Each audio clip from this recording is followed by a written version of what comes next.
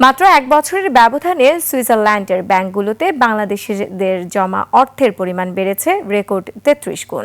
Swiss national ব্যাংকের বার্ষিক প্রতিবেদনে উঠে এসেছে এই চাঞ্চল্যকর তথ্য। প্রতিবেদন অনুযায়ী ২০২৪ সালের শেষে সুইস ব্যাংকে বাংলাদেশিদের জমার পরিমাণ দাঁড়িয়েছে প্রায় ১২,৫০০ কোটি টাকা।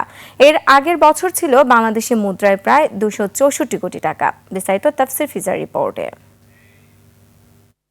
প্রায় এক বছরের ব্যবধানে সুইস ব্যাংকে বাংলাদেশিদের অর্থের পরিমাণ বেড়েছে প্রায় ৮,৫২০ কোটি টাকা। হঠাৎ করে কেন এই বিপুল অঙ্কের অর্থ সুইস ব্যাংকে জমা হলো?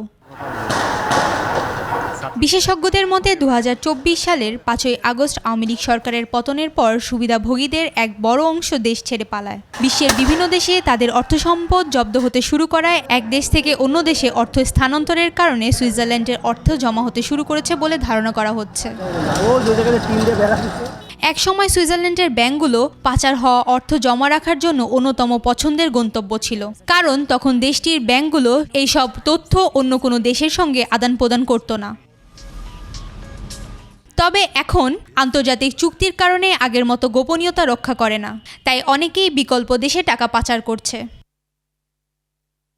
১৯৯৬ থেকে ২০২৪ সাল পর্যন্ত ২৯ বছরের মধ্যে ২০২৩ সালে বাংলাদেশিদের জমা অর্থ ছিল সবচেয়ে কম। শুধু বাংলাদেশ নয়, গত বছর সুইস ব্যাংকে ভারতীয়দের জমা অর্থ প্রায় ১৫,৩৪৭ কোটি টাকা। তাফসির ফিজা, নিউজ ডেস্ক, ২১ টেলিভিশন।